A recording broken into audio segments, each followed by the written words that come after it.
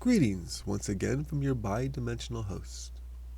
I am Russ Hatfield, and behind my shoulder is my higher dimensional twin soul and member of Ashtar Command, Kara.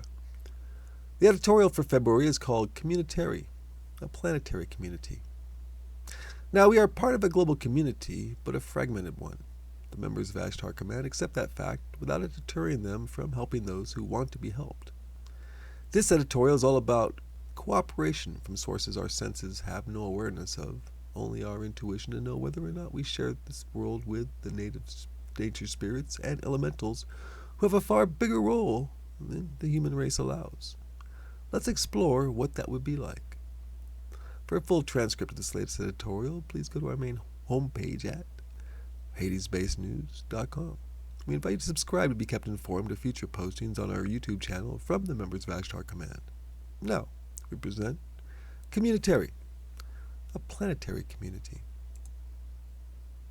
The youngest person alive today may be the oldest person alive when a reality we are about to describe would be hardly more than science fiction. The world would have already gone through whatever combination of calamities which would have forced the world's population to work as one to survive as a species. The possible scenarios break down from the best to the worst, so why dwell on the negative? For the purposes of bringing some love, light, and wisdom to the world, we will focus on the world choosing to unite in a way that shares the world's resources towards the betterment of all. Those resources would balance on the 5 pillars: land, food, water, energy, and knowledge. None of this would be a solely human endeavor. Instead, it would be a partnership that would draw on knowledge and assistance from 2 advisors: the higher dimensional entities of Ashtar Command and others, but also the nature spirits that share the planet with us. We have 2 perfect examples to draw inspiration from before finally summing up how they could be combined to create a paradise on Earth. The first is Findhorn, or more specifically, the Findhorn Garden and Foundation.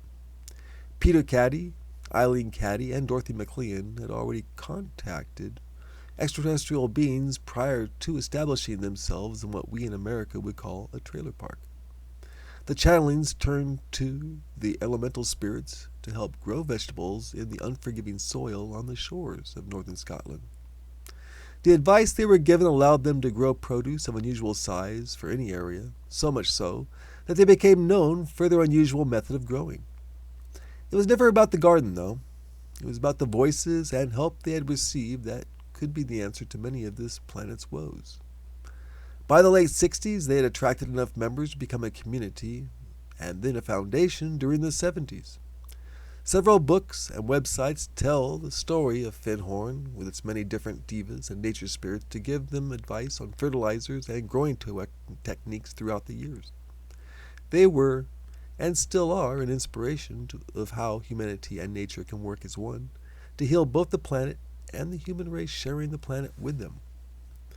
The second example is the planet of Sirius and the lives of those who've already ascended to a higher dimension. The archives of the Hades-based news are filled with how they get along without the need for money, government, police, or lawyers. If our species had to start over again, this would be the blueprint to follow.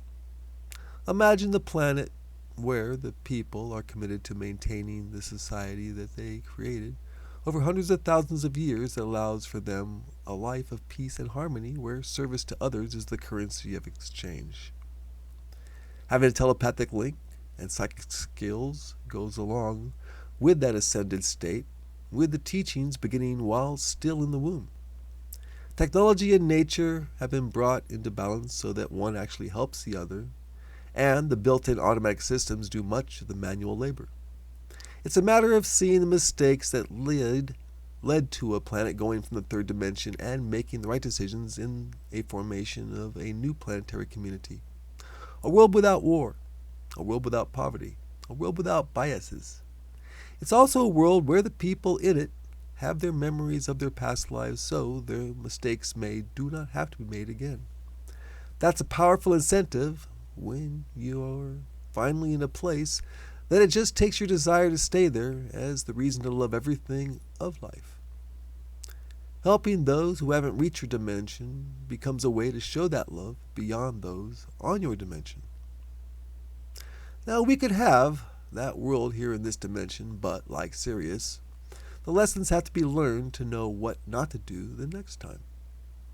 With the goal being our ascension, having a model where all the right decisions have already been made means that we are able to know what to expect and how to begin living that way now. Even with the distractions of politics and pandemics, training for the next dimension happens every second of every day. It starts with service to others, beginning with a smile and kind words whenever possible. Your mood reflects onto others, and they so see your reflection in their smile. That exchange of energy is also part of managing your resources and energies so that they never get too high or too low.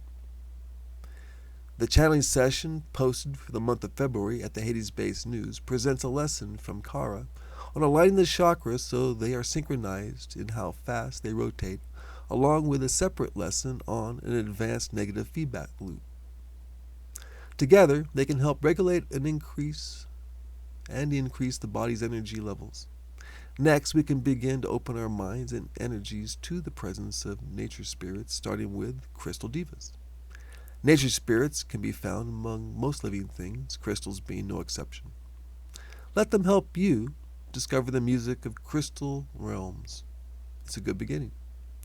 This communitary to come already exists in the growing group of lightworkers taking on new challenges and getting to know the beings of light with whom we share this planet. Let's all make some new friends with some very old beings. In love, light, and wisdom at one, Russ and Kara.